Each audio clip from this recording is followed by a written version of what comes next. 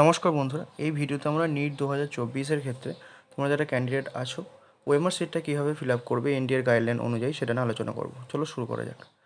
এনডিএর ক্ষেত্রে যেটা বলা হয়েছে, before filling OMR sheet the candidate should remember one thing that OMR sheets are evaluated by computer software. This software is very sensitive and can read only properly filled black colored bubbles. Do not tamper or scratch the OMR sheet. Only provide required information in the OMR sheet. এটা যেহেতু computer software দ্বারা evaluate করা হয়, সুতরাং তোমরা যে বাবলিংগুলো করবে সম্পূর্ণ যেন সার্কেল থাকে এবং কালিটা যেন পরিষ্কার থাকে। কোনো রকম স্প্রেড কালি বা স্ক্র্যাচ হয়ে যাওয়া কালি কিন্তু ওটা নিতে পারবে না। ঠিক আছে, এটা হচ্ছে প্রথম ক্ষেত্রে বলা হয়েছে। Next, specific space or boxes are provided in the OMR sheet to fill the required information like roll number, text booklet code, and do not write anything else on the OMR sheet or do not make any specific symbol or sign. This can lead to rejection of the OMR sheet. The candidate has a 10-digit roll number. The correct way to fill the roll number is mentioned in the following example. The roll number is mentioned in the admit card. তোমরা এরকম roll number লিখে যেটা হবে সেটাগুলো কিন্তু বাবলিং করবে। Extra কিছু sign, কোনো symbol কিচ্ছু কিন্তু OMR sheet তোমাদের লেখার দরকার নেই। এটা তোমরা দেখতে পাচ্ছ কোনটা ঠিক কোনটা ভুল। সম্পূর্ণ বাবলিং করবে, কিছুটা করে ছেড়ে দেবে এরকম কিন্তু করবে না, তাহলে কিন্তু তোমাদের ওই অ্যান্সারটাকে কিন্তু গণ্য করা হবে না। Next, the candidate should ensure that 7-digit text book number has been filled and make correctly. ওটাও তোমাদের থাকবে যেটা, সেটা তোমরা কিন্তু পূরণ করবে। Next, in the OMR sheet write candidate's name, father name, mother's name in the running hand written.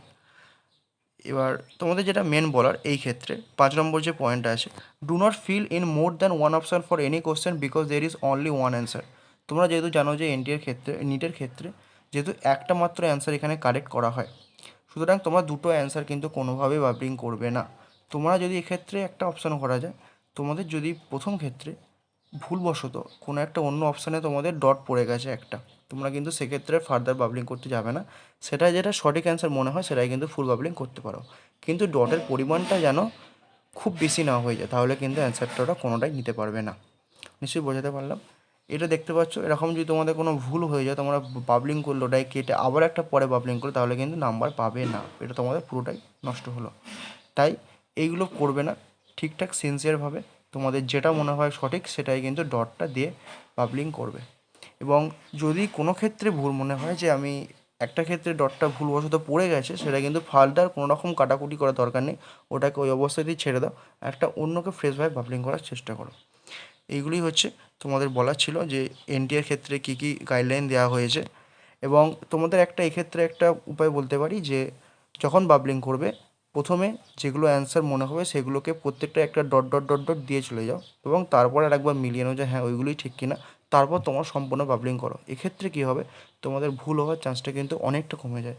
ধীরে সুস্থে মাথা ঠান্ডা রেখে বাবলিংগুলো করবে, কারণ ওটাই কিন্তু তোমাদের মেন অ্যান্সার বা ওটাই ক্ষেত্রে তোমাদের কিন্তু নাম্বার বহন করে আনবে। তুমি উত্তরপত্রে তুমি কোশ্চেনের ক্ষেত্রে যা খুশি করতে পারো, কিন্তু ওএমআর সেটা কিন্তু তোমার ফাইনাল অ্যান্সার। সুতরাং এগুলো একটু মাথায় রাখবে এবং অল দ্য ভেরি বেস্ট। সকলকে ভালো করে পরীক্ষা দেওয়া। চলো এই ভিডিওটা এই পর্যন্ত।